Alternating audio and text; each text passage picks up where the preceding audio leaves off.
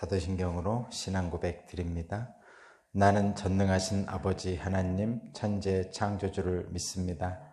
나는 그의 유일하신 아들 우리 주 예수 그리스도를 믿습니다. 그는 성령으로 잉태되어 동정녀 마리아에게서 나시고 본디오 빌라도에게 고난을 받아 십자가에 못 박혀 죽으시고 장사된 지 사흘 만에 죽은 자 가운데서 다시 살아나셨으며 하늘에 오르시어 전능하신 아버지 하나님 우편에 앉아 계시다가 거기로부터 살아있는 자와 죽은 자를 심판하러 오십니다. 나는 성령을 믿으며 거룩한 공교회와 성도의 교제와 죄를 용서받는 것과 몸의 부활과 영생을 믿습니다. 아멘. 찬송가 289장입니다.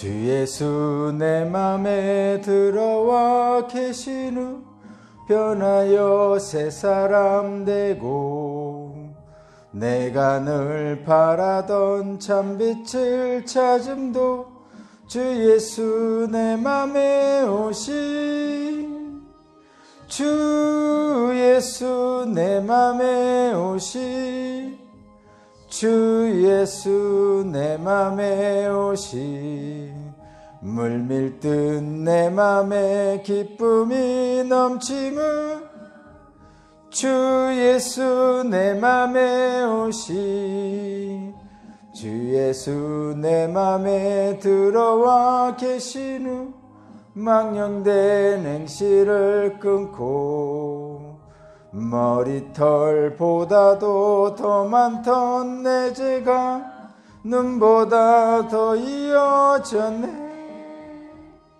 주 예수 내 맘에 오시 주 예수 내 맘에 오시 물밀듯 내 맘에 기쁨이 넘치는 주 예수 내 맘에 오시 내 맘의 소망을 든든히 가짐은 주 예수 내 맘에 오시 의심의 구름이 사라져 버림도 주 예수 내 맘에 오시 주 예수 내 맘에 오시 주 예수 내 맘에 오시 물밀듯 내 맘에 기쁨이 넘치는 주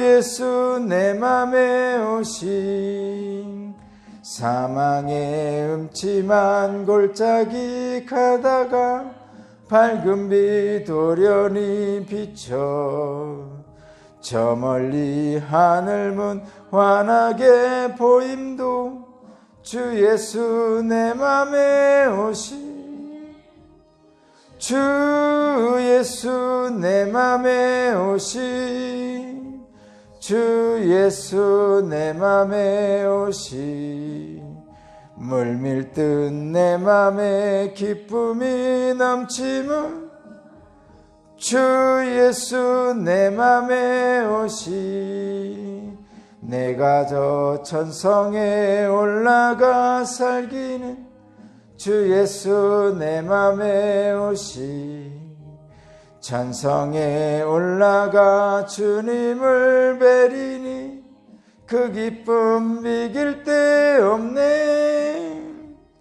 주 예수 내 맘에 오시 주 예수 내 맘에 오시 물밀듯 내 맘에 기쁨이 넘치는 주 예수 내 맘에 오시 아멘.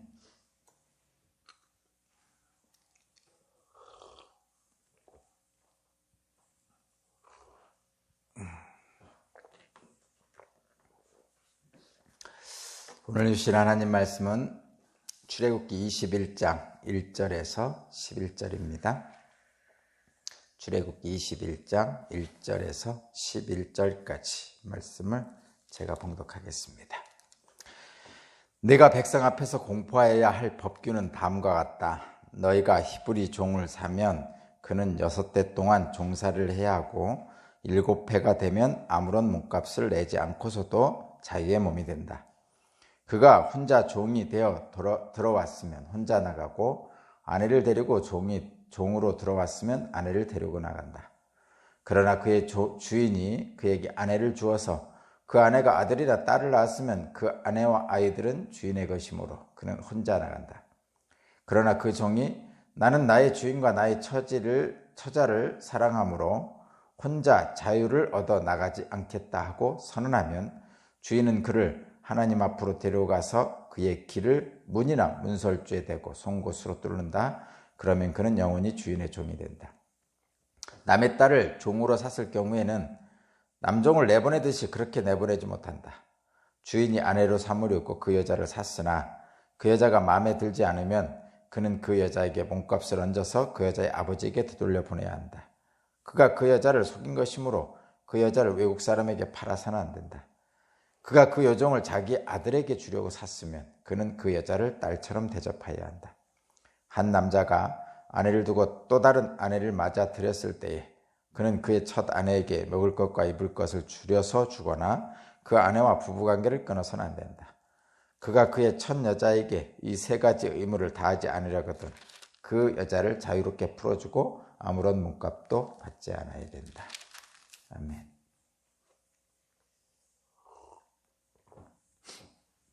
오늘 말씀의 제목은 율법의 기본 정신은 약자 보호입니다.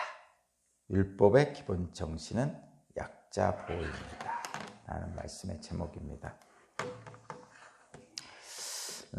오늘 말씀은 종에 관한 법인데 이게 일반적인 종에 관한 법이 아닙니다. 좀 다르죠. 좀 다르고 우리가 일반적으로 생각하는 종과는 좀 다르고요. 뿐만 아니라 지금 이런 일들은 없습니다.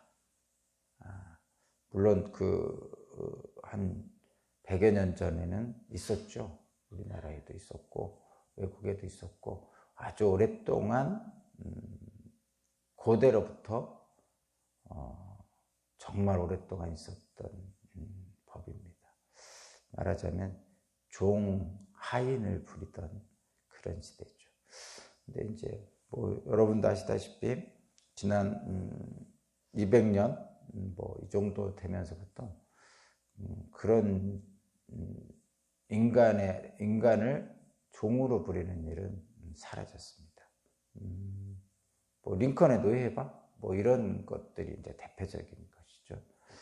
그래서 현실적으로는 형식적으로는 인간을 종으로 버리는 것은 이 문명 국가에서는 없습니다. 그리고 뿐만 아니라 오늘 본문에서는 또 다른 한 부분이 나오는데 여종의 부분이 나오죠. 여종은 당시에는 여자는 소유물이었어요. 남자의 소유물이었어요. 그래서 여기서 나오는 여종은 그냥 여자라고 생각하시면 됩니다. 여자. 그래서 일을 시키려고 노예를 부리려고 데려온 여자를 얘기한 것이 아니고 주로 여자를 사서 아내를 삼던가 또 자녀에게 아들에게 주려고 산 여종들 그런 의미의 여종입니다. 그러니까 좀 다릅니다. 그래서 아버지에게 그러니까 여자의 아내를 삼던가 며느리로 삼을 여는 그 여인의 아버지에게 요즘으로 말하면 장인이죠. 그 아버지에게 돈을 주고 그 딸을 사옵니다. 그렇게 해서 아내로 삼다든가 또는 며느리로 삼는 거죠. 그것이 이제 말하자면 여기서 말하는 여종이고, 일종의 여자들은 그래서 어떤 소유물로서 여겼던 거죠. 지금으로는 말도 안 되는 얘기죠. 지금으로는 말도 안 되고. 근데 아직도 지참금 제도라는 게 있어요. 어떤 쪽은 아직도 우리나라 이 지구상의 어느 지역에서는 아직도 이런 여자를 장가를 가려면 뭐 소 몇 마리가 필요하다, 뭐 이런 경우가 있죠. 그래서 장가를 가려면 그 여자를 데려오기 위해서 소 몇 마리를 갖다 줘야 된다, 뭐 이런 얘기가 있고요. 그렇습니다. 거꾸로인 데도 있죠.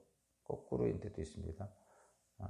아내 그 어떤 여인을 데려오기 위해서 오히려 그 여인을 주는 집이 이렇게 지참금을 주는, 우리나라는 옛날에 그런 거 있죠. 혼수를 가지고 온다고 그러죠. 딸을 시집 보내기 위해서 혼수를 보내야 됐었잖아요. 요즘은 그렇게 안 하죠. 뭐 다 변했죠. 요즘은 여자 쪽에서 혼수를 가져오기도 하지만 남자 쪽에서 또 그 친정에 혼수를 똑같이 주든가 뭐 그렇게 하죠. 또는 뭐 요즘은 그런 거 필요 없이 그냥 신랑과 신부가 살 수 있도록, 자기들끼리 살 수 있도록 이렇게 만들어 주는 것, 혼수를 없애고 뭐 이렇게. 한때는 혼수가 뭐 1억 원이 넘느니 뭐 이런 얘기가 있었어요. 그러니까 그러니까 자기들이 살려고 하는 냉장고, 뭐 세탁기 이런 거 말고, 여기서 말하는 혼수는 그 시댁에 주는 거, 시어머니, 시아버지 또는 시댁의 사촌들한테까지 또는 뭐 오촌들한테까지 뭐를 준다든가 뭐 이런 것들이 있었죠. 그러니까 이게 참 관습에 따라서 어떤 제도가 있었습니다.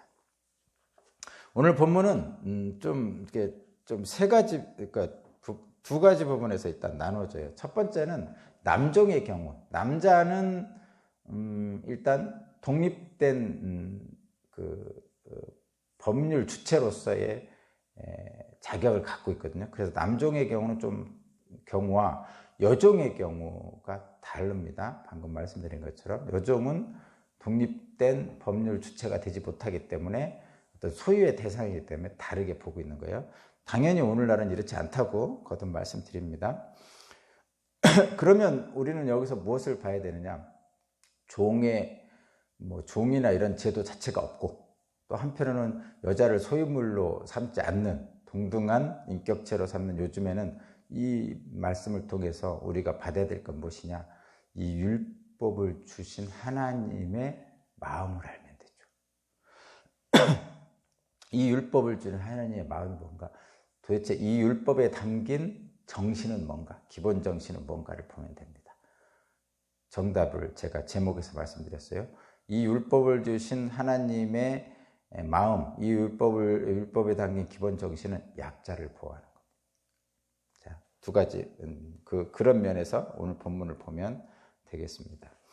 먼저, 부득이한 사유로 다른 사람의 종이 된 사람이 있어요. 남자죠. 여기서 부득이한 경우로 다른 사람의 종이 된 경우, 대부분 히브리인 종을 얘기하는 거예요. 거기 보면 2절에 보면 너희가 히브리 종을 삼은, 그러니까 동족이 종이 되는 경우 이렇게 얘기하잖아요. 물론 종이 되는 경우는 가장 많은 경우는 그 전쟁 노예예요. 전쟁은 다른 나라를, 다른 민족을 침략해서 승리하면 그곳에 있는 사람들을 종으로 삼는 거죠. 그 경우는 여기에 들어가지 않습니다. 왜냐하면 여기에 율법은 누구한테 적용시키는 거냐면 히브리 민족에게만 적용시키는 거예요. 이스라엘 민족, 지금 시내산에서 율법을 받고 있는데 이 율법은 누구한테만 적용시키냐? 이 택한 백성, 제사장 나라, 하나님의 소유, 거룩한 백성인 히브리 민족, 이스라엘 백성들에게만 적용되는 겁니다. 그리고 이 율법 의식에 참여하는 자가 바로 이스라엘 백성이 되는 거죠. 그리고 이방인이나 그러니까 인정받지 못한 유대인으로, 그러니까 유대인이 아니죠. 여기서는 이스라엘 사람이죠. 이스라엘 사람으로 인정받지 못한 사람은 이 율법 의식에서 제외되죠. 그런 겁니다. 그러니까 이 율법 의식, 유월절 의식이나 또는 무교절 의식이나 이런 것을 지키는 사람들은 지금 시내산 계약을 통해서 이 율법을 받고 있는 거고, 그래서 이 율법이 적용되는 사람들은 이스라엘 백성들만 적용이 되는 겁니다. 이방인들은 다 적용이 안 됩니다. 그래서 오늘 말씀에서 종도 역시 이스라엘 백성들에게만 해당되는 거예요. 그래서 히브리 종이라고 그러죠. 히브리 사람 중에, 그러니까 이스라엘 백성 중에 부득이 종이 되는 사람들이 있어요. 대부분 이런 경우는 채무종이죠. 돈을 빌렸는데 갚지 못하는 경우, 그 갚지 못한 돈을 갚기 위해서 몸으로 일을 해서 갚는 거죠. 뭐 좀 예외적인 좀 이야기를 하나 드리면, 우리나라도 그 죄를 범하잖아요. 뭐 도둑질을 했든 사기를 쳤든 어떤 죄를 범하면 형법에 벌금형이 있죠. 벌금형이 있습니다. 돈으로 죄값을 치르는 거죠. 그게 벌금형이고, 또 하나는 이제 자유형 중에, 이제 감옥에 들어가는 자유형 중에 감옥에 수감이 되잖아요. 감옥에 수감돼 있으면서 뭐 징역 5년을 받았다 그러면 징역 5년으로는 안 되겠다 싶으면 거기에 일종의 채무를 탕감해 주는 것처럼 노역장 유치라는 게 있어요. 노역장 유치라는 건 일을 하는 거예요. 그러니까 감옥에 살면서 일을 하는 거죠. 그래서 감옥에 살면서 뭐 매일 일을 합니다. 그리고 그 일한 것에 따라서 그 벌금을 감해 주는 거죠. 그러니까 징역 5년에 벌금 1억 원 이렇게 했으면 5년 동안 살면서 이 벌금액 1억 원을 날마다 일하면서 갚는 거죠. 그래서 우리 가끔 그런 뉴스 들었죠. 황제 노역이다 이런 표현 듣잖아요. 말하자면 엄청난 사기를 쳤어요. 말하자면 뭐 1,000억 원을 사기를 쳤으면 아니 3,600 어떤 1,000억 원을 사기 쳤는데 이 사람이 3년형을 받았어. 그럼 3년 동안 일하면서 1,000억 원을 탕감해 주는 거예요. 벌금형. 1,000억 원을 탕감해. 그래서 하루에 뭐 5억씩 탕감받는 사람도 있다고 그러죠. 그러니까 노역장 유치를 해서 하루 일을 하면 5억 원을 탕감받는다고 그랬나. 하여튼 잘 모르겠습니다. 어쨌든 그런 것을 황제 노역이라고 합니다. 어디 세상에서 하루 일해가지고 몇십만 원 받기도 어려운데 몇백만 원, 몇천만 원씩 쳐주는 데가 어디 있습니까? 일종의 그런 것을 얘기할까. 이게 법적인 어떤 잘못된 부분이죠. 법을 적용하다 보니까 공평하지 못하게 적용되는 그런 경우가 있단 말이죠. 그냥 여담으로 했습니다. 어쨌든 부득이 다른 사람의 종이 되는 경우가 있는데 이게 남종의 경우, 남자들만 해당되는 겁니다. 주로 채무종입니다. 그런데 거기 2절을 보니까 종이 되면, 종이 산 사람은 6대 동안은 종살이를 하고 7회가 되면 아무런 몸값도 내지 않고 자유의무임이 되게 한다. 이렇게 되어 있잖아요. 이게 이제 안식년 면제 규례예요. 그러니까 이스라엘 백성들끼리는 물론 어쩔 수 없이 종이 된 남자가 있을 경우, 채무의 종이 된 있을 경우 그 빚을 갚기 위해서 종으로 부릴 수는 있다. 그런데 하나님의 안식년을 지키기 위해서 6년 동안 종으로 일하면 7년째는 풀어줘야 된다. 하나님이 6일 동안 일하고 7일째는 쉬었습니다라는 것을 인간들에게도 적용시키는 거죠. 그래서 안식년 면제 규례라고 그러는데, 부득이 종이 된 경우 남자들은 6년 동안 일을 시키고 7년째는 풀어줘야 됩니다. 풀어줘야 됩니다. 그것이 바로 안식년 면제 규례이고요. 근데 여기서 이제 면제될 경우 이제 세부적인 얘기가 잠깐 나오는데 사실 이거 알 필요는 없습니다. 그런데 제가 한번 읽어볼게요. 3절. 그가 혼자 종이 되어 들어왔으면 혼자 나가고 아내를 데리고 종으로 들어왔으면 아내를 데리고 나간다. 뭐 어떻게 보면 이건 당연한 거죠. 그런데 4절. 그의 주인이 그에게 아내를 주었으면, 그러니까 종으로 들어온 다음에 그에게 아내를 주었으면 그 아내가 아들이나 딸을 낳았으면 그 아내와 아이들은 주인의 것이므로 그는 혼자 나간다. 그러니까 종으로 들어온 다음에 주인이 아내를 구해줬어요. 근데 그 아내는 소유물이라고 그랬잖아요. 그럼 주인의 소유물이에요. 아니면 아마도 주인의 소유물일 거예요. 주인의 딸일 수도 있고 주인의 여종일 수도 있죠. 그럼 여자들은 그 주인의 소유물이거든. 그러니까 소유물을 그 들어온 남종에게 준 거니까 그 여자는 주인의 소유죠. 그리고 거기서 난 아들, 딸도 주인의 소유가 되는 거죠. 그래서 종으로 들어온 히브리 남자가 주인이 준 여인과 결혼했을 경우에는 그 여인과 아들과 딸은 못 나가는 거예요. 주인의 소유라는 게 종이란 뜻도 있지만 주인의 소유라는 뜻입니다. 그래서 이런 경우는 헤어지기 싫잖아요. 내 아내와 자녀들과 어떻게 헤어집니까? 그래서 이 7년 면제 규례를 안 받는, 안식년 면제 규례는 하나님이 주신 거잖아요. 그래서 그걸 어길 수는 없어요. 그런데 인간적인 문제가 있어서 이런 경우에는 안식년 면제 규례에 예외가 적용됩니다. 어떻게 적용되냐면 거기 5절입니다. 그러나 그 남자 종이 나는 나의 주인과 나의 처자를 사랑함으로 혼자 자유를 얻어 나가지 않겠다 하고 선언하면, 그러니까 나 안 나가겠다, 안식년 면제년에 자유인으로 안 되겠다라고 하면 6절. 주인은 그를 하나님 앞으로 데려가서 그의 길을 문이나 문설주에 대고 송곳을 뚫린다. 그러면 그는 영원히 주인이 된다. 그러니까 재판관한테 가가지고, 말하자면 제사장이나 재판관, 장로들한테 가가지고 나는 독립하지 않겠습니다. 안식년 면제로 나가지 않겠습니다. 이렇게 얘기할 수 있는 거죠. 그러면 재판관이 그렇게 하라고 하고 귀에다가 귀를 뚫는 일을 합니다. 근데 가만히 생각하면, 지금으로 생각하면 이렇죠. 지금으로 생각해보면 좀 그렇죠. 어떻게 자기 혼자 나갑니까? 아내도 종이고 딸도 자녀도 또 다 종인데 자기 혼자만 밖에 나가서 자유인으로 산다는 것이 쉽지 않죠. 그래서 대부분 이런 경우는 그냥 그 집에 살게 되죠.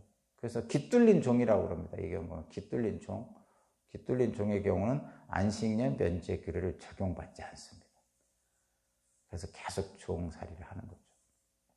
근데 가만히 보면 여기에 그런 경우가 있죠. 그래서 그 주인이 밖에 나가서 일을 할 때 종도 나가서 같이 일하죠. 그런 이야기가 예수님의 일에 많이 있잖아요. 그런 종들입니다, 지금. 근데 여기는 이게 좀, 우리는 종을 굉장히 압박받는다고만 생각하지만 이런 종의 경우는 그렇게 압박받고 그런 게 아니라 그냥 가족처럼 이렇게 지낸 거죠. 뭐 가족처럼이라고 표현하면 좀 지나치지만 어쨌든 그 집 안에서 함께 평생 사는 사람, 이렇게 생각해도 되고요. 물론 악하게 구는 주인도 있었겠죠. 그렇습니다. 어쨌든 이것은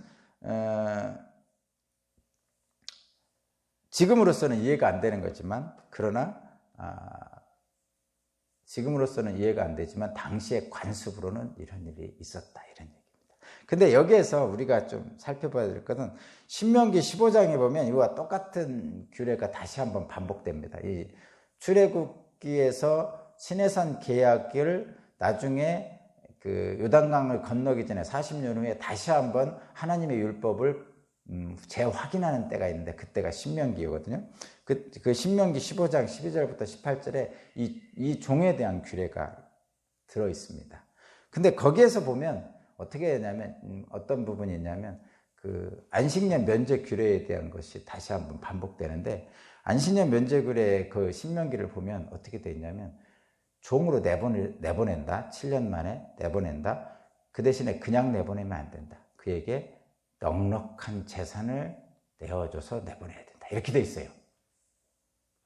안식년 7년 면제 규례를 기록하면서 그냥 내보내면 안 되고, 그러니까 무일푼으로 내보내면 안 되고 그에게 넉넉한 재산을 나누어서 내보내야 된다, 이렇게 돼 있습니다. 자, 여기서 이 넉넉한 재산을 내보낸다, 것이 바로 뭐예요? 이게 바로 그 율법을 주신 하나님의 정신이 약자를 보호하는 거예요. 안식년 면제 규례, 7년 만에 종에서 풀려난다는 규례, 그리고 내보낼 때 넉넉한 재산을 주어서 내보내야 된다. 이거 보면 이 율법의 기본 정신은 약자 보호의 하나의 과정이다, 이렇게 볼 수 있고요. 그 다음에 그 밑에 이제 7절부터는 이게 전혀 다릅니다. 그러니까 그 윗부분은 남종에 대한 거, 히브리 남자들에 대한 거고, 7절부터는 여종에 대한 건데, 기본적인 전제가 남자는 독립된 법률 주체고 여자는 그렇지 못하다는 전제에 깔려있는 이야기입니다. 7절 밑에는 여자는 소유물이라는 전제 속에서 얘기하고 있는 거예요. 고대에는, 그래서 이게 지금 3500년 전이라고 그랬죠. 이 고대에는 남자가 여자를 소유물로 삼았던 때입니다. 그러니까 아버지가 딸을 소유물로 삼고 그 딸을 팔 수도 있었어요. 근데 그냥 팔진 않고 그 돈 받고 그 말하자면 시집을 보내는 그런 의미입니다. 그래서 딸을 하나 낳으면 돈 벌었네, 딸 둘을 낳으면 또 돈 벌었네, 딸 셋을 낳으면 주변에서 부자 되셨네요, 뭐 이런 일들이 있었다고 그럽니다. 지금으로는 상상도 할 수 없는 거예요.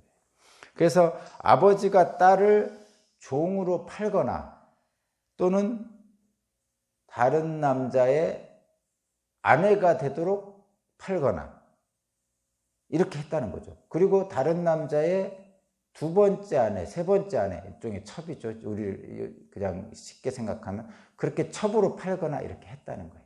그것은 고대에 있었던 일입니다. 지금과는 다른 얘기예요. 그냥 읽어보겠습니다. 이것은 그렇게 뭐 이런 내용은 지금 적용되는 것들이 아니기 때문에 그냥 그런 일이 있었다 하고 한번 보겠습니다. 7절, 남의 딸을 종으로 샀을 경우에는 남종을 내보내듯이 그렇게 내보내지 못한다. 주인이 아내로 삼으려고 그 여자를 샀으나 그 여자가 마음에 들지 않으면 그는 그 여자에게 몸값을 얹어서 그 여자의 아버지에게 되돌려 보내야 한다. 그가 그 여자를 속이는 것이므로 그 여자를 외국 사람에게 팔아서는 안 된다. 그가 그 여종을 자기 아들에게 주려고 샀으면 그는 그 여자를 딸처럼 대접해야 된다. 한 남자가 아내를 두고 또 다른 여자를 맞이했을 경우 그는 그의 첫 아내에게 먹을 것과 입을 것을 주려고 주거나 아내와 부부관계를 끊어서는 안 된다. 그가 그의 첫 여자에게 세 가지 의무를 다하지 않으려거든 그 여자에게 자유롭게 풀어주고 아무런 몸값도 받지 않아야 한다. 지금 이런 일들은 지금하고는 전혀 다르기 때문에 우리한테 적용이 안 돼서 우리가 볼 것은 없고요. 다만 뭐를 해야 되냐면 이런 것을 볼 수 있죠. 율법의 기본 정신으로 약자를 보호하는 건데 이곳에 그 약자를 보호하는 내용이 들어있어요. 말하자면 당시에 이 여자들의 지위가 소유물의 지위였고 또 종으로 사고팔고 했고 심지어는 딸도 또는 아내도 사고팔고 했던 이런 상황 속에서도 하나님은 약자를 보호하는 하나님이셨다는 것을 우리가 보아야 됩니다. 첫 번째 8절을 보면 주인이 아내로 삼으려고 여자를 샀는데 그 여자가 마음에 들지 않으면 취소할 수 있는 거잖아요. 아내로 삼으려고 하는데 그 여자 사왔는데 마음에 안 들어. 그러면 어떻게 해야 되냐면 그 여자에게 몸값을 얹어서 그 여자의 아버지에게 되돌려 보내야 된대요. 그러니까 여자를 아내로 삼으려고 살 때는 잘 살펴보고 사야죠. 근데 이미 아내로 삼으려고 샀어요. 그러면 그 여자는 이미 다른 모든 사람들에게 소위 말해서 우리들 소위 말해서 몸이 더럽혀졌잖아요. 그런데 그냥 돌려보낼 수 없단 말이에요. 그냥 돌려보내면 그 여자는 어떻게 삽니까? 그러니까 자기가 몸을 더럽혔으니까 말하자면 옛날 편으로 거예요. 몸을 더럽혔으니까 몸값을 되어 얹어서 아버지에게 돌려보내라는 얘기예요. 네가 몸을 더럽힌 값을 하라 이런 얘기예요. 지금으로서는 이게 말이 안 되는 얘기지만 그때는 그랬단 말이에요. 그 얘기가 뭐예요? 다른 데도 팔지 못한다 그렇게 돼 있어요. 8절의 마지막에도. 다른 데 팔지도 못하고 그 여자의 아버지에게 돌려보내는데 몸값을 더 얹어서 보내라. 이게 바로 이제 약자를 보호하는 규정입니다. 좀 재밌죠. 말도 안 되는 일들인데. 그 다음에 세 번째 구절을 보면 며느리를 이제 삼으려고 여자를 산 경우 어떻게 하냐면 구절을 보면 마지막에 딸처럼 대접해야 된다고 했습니다. 당연히 며느리를 딸처럼 대접한다고 우리들 막 입에 달고 얘기하잖아요. 며느리 같으면 딸처럼 대접해야지 뭐 이렇게 하죠. 이때 이미 있었다는 거예요. 이게 3,500년 전에. 대단하죠? 그 다음에 또 하나는 세 번째입니다. 두 번째 아내를 얻을 때 10절부터 두 번째 아내를 얻을 때는 지금은 뭐 두 번째 아내 못 얻잖아요. 법률적으로. 근데 옛날에는 두 번째 아내, 세 번째 아내를 얻었어요. 지금도 저쪽 아랍 쪽에서는 그렇게 합니다. 근데 두 번째 아내를 얻으면 어떻게 되죠? 첫 번째 아내에 소홀하게 되잖아요. 옛날 말에 그런 거 있잖아요. 첩은 이쁘지만 본처는 이쁘지 않죠. 그러니까 본처도 처음에는 이뻤겠죠. 신혼에는. 근데 나중에 지나면 이게 본처보다는 첩이 이쁘죠. 그래서 첩을 얻는 거 아니에요. 소위 말해서. 그래서 두 번째 아내가 더 이쁘죠. 그래서 두 번째 아내에 더 신경 쓰게 된단 말이에요. 당시에는 여자를 소유물로 여겼으니까. 그러니까 첫 번째 아내를 소홀하게 된단 말이에요. 그래서 먹을 거 입을 거 안 주고 보호해주지 않는단 말이에요. 그런 경우가 있었단 말이에요. 그래서 그렇게 하지 말라는 거예요. 거기 보면 한 남자가 아내를 두고 또 다른 아내를 맞았을 때 그는 그의 첫 아내에게 먹을 것과 입을 것을 줄여서 주면 안 된다. 먹을 것과 입을 것을 줄이면 안 된다는 거죠. 그리고 뿐만 아니라 부관계도 끊으면 안 된다. 이렇게 써있죠. 근데 첩을 얻으면 당연히 두 번째 아내를 얻으면 두 번째 아내한테 더 마음이 가기 때문에 있는 재산을 좀 첫째 아내에게 주는 것을 덜 주고 두 번째 아내에게 주려고 그렇게 할 거 아니에요. 그러니까 그렇게 하지 말라는 거죠. 그것이 약자를 보호하는, 그러니까 첫 번째 아내는 약자죠. 요즘 같아서는 안 그렇지만 감히 어떻게 아내를 그렇게 합니까? 근데 옛날에는 그랬단 말이에요. 그게 이제 약자 보호하는 문제. 그런데 이 의무를 다하지 않으려면 어떻게 하는 거예요? 11절에 보면 이 첫 번째 여자에게 이 의무를 다하지 않으려면 여자를 풀어주라는 거죠. 몸값도 받지 않고. 그러니까 사온 거잖아요. 여자는 소유물이니까. 아내를 삼으려고 사온 거를 몸값도 받지 않고 그냥 풀어주라는 얘기죠. 그것이 약자의 보호의 문제. 근데 자 여러분 여기서 하나 더. 지금 이 율법은 첫 번째 율법은 원래 본래적인 하나님의 율법은 뭐예요? 하나님이 맺어준 관계를 사람이 나누지 못할 것이다. 이게 하나님의 목적이죠. 가정을 이루는 하나님의 목적입니다. 그것이 창세기에 남자와 여자를 창조하면서 한 거예요. 근데 오늘 본문을 보니까 어떻게 하라는 얘기예요? 두 번째 여인을 얻으면, 두 번째 아내를 얻으면 첫 번째 여인에 소홀할 것 같으니까 그를 내보낼 때 아무 조건 없이 내보내고 몸값을 받지 말아라 이렇게 얘기하죠. 그러면 이 여인을 이렇게 내보내지 않으면 방치할 거고 내보내면 그냥 내보내면 남의 여인이잖아요. 그러니까 시집을 못 가죠. 딴 남자에게 못 갑니다. 그래서 어떻게 하느냐? 이혼증서를 써서 내보내라고 합니다. 이혼증서를 써주고 몸값을 받지 않고 내보내라고 해요. 그 이유가 뭐예요? 이 여인을 보호하기 위한 거죠. 쫓겨난 여인. 그러니까 첫 번째는 이혼증서를 안 써주고 집안에서 방치하는 것을 보호하기 위한 법률이고 또 하나는 이혼증서를 써주고 내보내는 것은 다른 남자에게 갈 수 있도록 그 이혼을 보호하는 목적입니다. 그런데 이 약자 보호 원칙이 바로 그거죠. 근데 왜 그러면 하나님이 창세기에서는 하나님이 맺어준 것을 사람이 나누지 못한다고 했는데 왜 여기 모세는 이렇게 이혼증서를 써서 내보내라고 그랬느냐? 남자들이 완악한 거죠. 이 여자를 소유물로 여기는 남자들이 완악해서 그냥 내보내든가 방치하든가 그래서 이 여자들이 살 수 없게 만드는 거예요. 그래서 이혼증서를 써서 내보내면 그 여인이 다른 남자한테 가서 살 수 있도록 하는 거예요. 만약에 이혼증서가 없으면 간음한 것이 되니까 간음의 죄를 범하게 되니까 그렇게 한 거죠. 근데 문제는 뭐냐면 이 남자들이 또 악용을 합니다. 아내를 얻었다가 버리고 아내를 얻었다가 버립니다. 소위 말해서 이혼증서를 남발하는 거죠. 막 남발합니다. 그래서 예수께서 이혼증서를 남발하는 이스라엘 남자들을 악하다고, 그렇게 하면 안 된다고 얘기를 했습니다. 어쨌든 전반적으로 보면 이 율법은 우리 오늘날 이렇게 적용되진 않지만 기본적으로는 하나님의 율법을 주신 목적에는 약자를 보호하는 것이 기본 목적이다라는 것을 저와 여러분들이 볼 수 있습니다. 그래서 오늘날도 저와 여러분은 어떻게 되냐, 하나님 나라는 약자를 보호한다는 것을 분명히 기억을 해야 됩니다. 근데 가끔 제가 덧붙여서 말씀드리는데, 많은 사람들이 어떤 말씀을 듣던가 뭔가를 하면 자기는 약자 편에 안 서 있다고 생각을 합니다. 그러고 싶죠. 나는 약자 편에 안 서 있고 강자 편에 서 있기를 바라죠. 당연하죠. 승리자 예수 편에 서고 싶어요. 승리자, 말하자면 대통령, 승리자 재벌, 이런 것을 꿈꾸고 나도 거기에 속해 있고 싶어요. 그래서 그런 거 있잖아요. 선거철이 되면 이길 사람에게 투표하는 경향이 있어요. 사람이라는 것은. 그래서 이길 사람에게 투표하고 나서 내가 거기에 속해 있다는 것에 위안을 느끼고 싶은 거죠.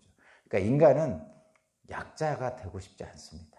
다 강자가 되고 싶어요. 그런데 현실은요, 실제 이렇게 잘 살펴보면요, 약자가 대부분이에요.